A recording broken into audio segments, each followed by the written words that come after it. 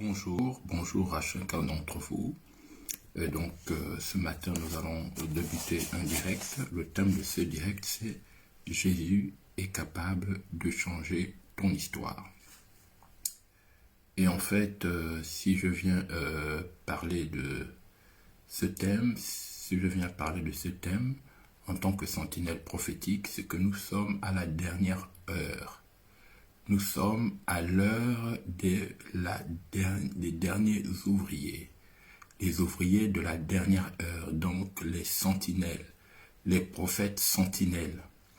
Et comme le titre de ce livre que vous avez en face de vous peut l'indiquer, l'investiture spirituelle, l'appel des braves.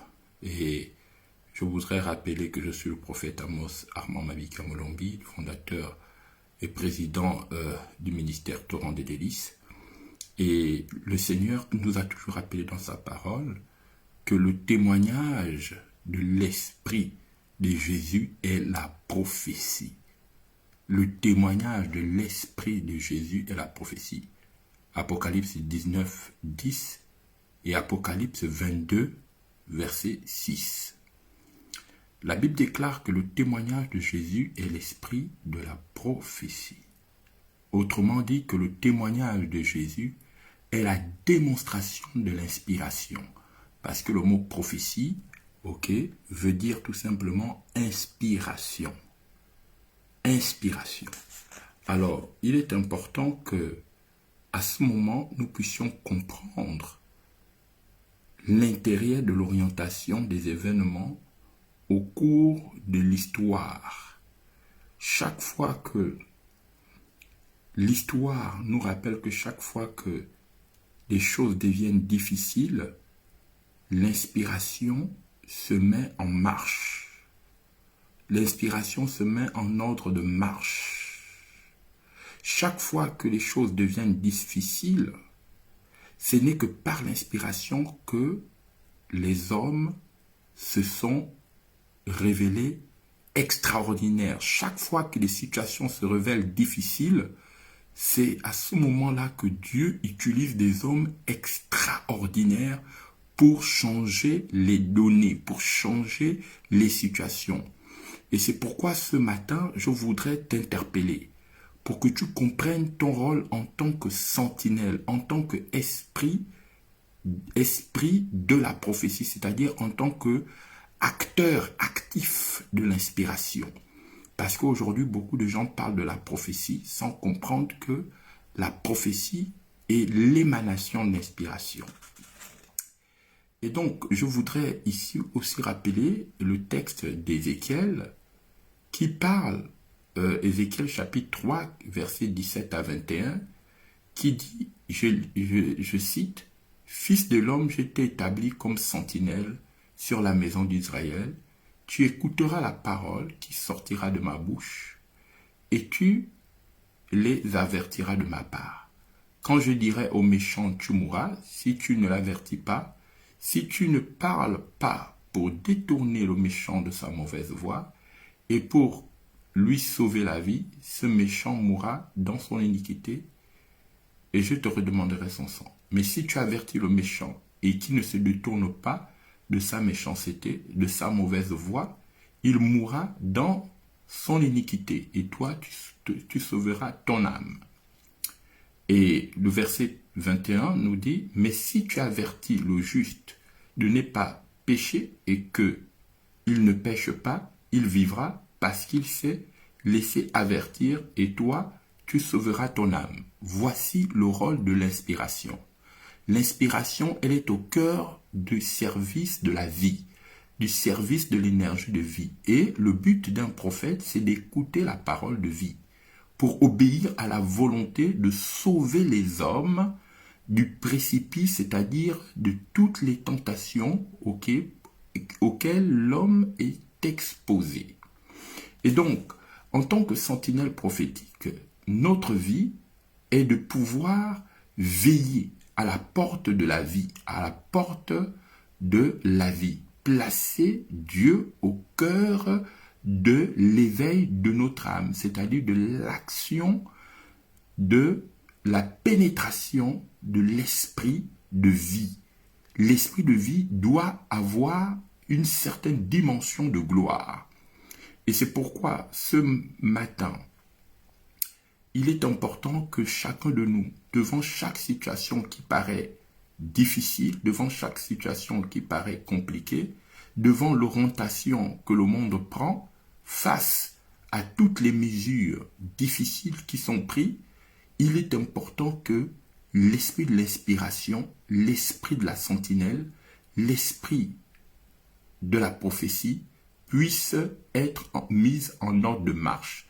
Car les projets de Dieu ne réussissent pas parce que nous sommes extrêmement intelligents, parce que nous sommes extrêmement instruits, mais les projets de Dieu réussissent parce que nous sommes en ordre de marche de la prophétie, car il est écrit que l'esprit de Jésus est l'esprit de la prophétie. Donc, si nous voulons réussir à ce moment où le monde est dans un état de déferlement des hiérarchies, des sinistres, des hiérarchies, des dommages, il faut à ce moment interpeller la puissance du Créateur. Celle-ci fondée sur la puissance de la vie, c'est-à-dire la manifestation suffisamment puissante de l'œuvre, de la délivrance. C'est ce que quand j'entends ici par délivrance, je fais appel ici à l'œuvre extrêmement puissante de l'esprit du souffle du Créateur. La délivrance, c'est le souffle du Créateur. Car la Bible déclare que Dieu a soufflé sur l'homme et il a mis en lui un esprit vivifiant, un esprit amenant l'homme à se libérer de tous les enchantements, de toutes les imprécations, de toutes les manœuvres malfaisantes. Et donc, ce matin, c'était cette pensée que j'avais à partager. Être capable, en tant que sentinelle de l'esprit, se remettre au cœur de la délivrance, au cœur de la responsabilité de l'esprit de vie, du souffle de vie. Nous devions aujourd'hui, plus que jamais, nous attacher à l'esprit de la prophétie, c'est-à-dire à l'esprit de la délivrance du souffle de vie. La Bible dit que si un homme gagne le monde et qu'il perd son âme, cela ne lui a rien servi du tout. Dieu veut que tu sois pour lui désormais un instrument d'inspiration.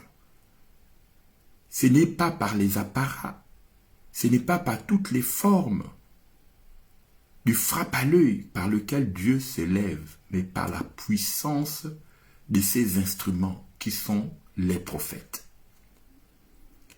Ceux-ci sont choisis pour avertir, annoncer le retour du royaume du Fils de l'homme. Et c'est pour cette raison qu'à cet instant, à cette heure, le Seigneur rappelle que tout est accompli et que la puissance de son esprit est en service de relèvement, de la marche active, je dis bien la marche active de la prophétie. Ce soir, nous devions prendre à cœur notre niveau d'inspiration, c'est-à-dire de sentinelle de l'esprit. Manifester la sagesse d'en haut, manifester l'esprit du souffle du Créateur en vue de faire échouer les hiérarchies de sinistre, les hiérarchies du désordre, qui par leur pouvoir visuel, leur pouvoir humain, se croient être au firmament de toutes les décisions malfaisantes. Mais on dit toujours que Dieu, dans le cours de l'histoire, ne vient jamais en frappant les regards. Il prend les choses faibles du monde pour confondre les fortes, celles qui n'existent pas pour les faire exister. Sur ce, je vous souhaite une excellente journée et un début d'événements et de déchaînement, d'avalanche, de puissance et de manifestation de la puissance de Dieu. De la puissance de Dieu. Et je crois maintenant que la manifestation de la sagesse, de l'intelligence, de la force, de la densité, de l'amplitude, de la puissance de Dieu se fait ici et maintenant.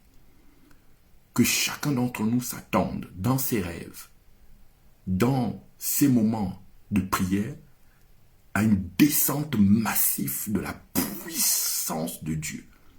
Et ceci se fera sans apparat, sans frappe à l'œil, parce que Dieu n'a pas besoin des apparats pour se manifester. Il a juste besoin d'un cœur qui dit « Je suis prêt maintenant, Seigneur. Utilise-moi. Seigneur, je suis prêt. » Et si tu fais cette prière avec moi en disant « Seigneur, je suis prêt, utilise-moi. » Seigneur, tu as pris le monde du néant et c'est pas le souffle de ta bouche que ta science a créé le monde. Je suis prêt, Seigneur. Manifeste ta gloire. Confonds, Seigneur, les hiérarchies de sinistres. Confonds les hiérarchies cyniques.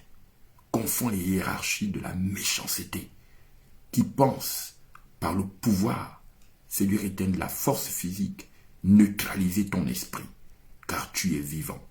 Ici et maintenant, je déclare l'ouverture du déferlement, de la densité, de l'amplitude et de la vibration suffisamment puissante et extrêmement fort de la puissance de Dieu.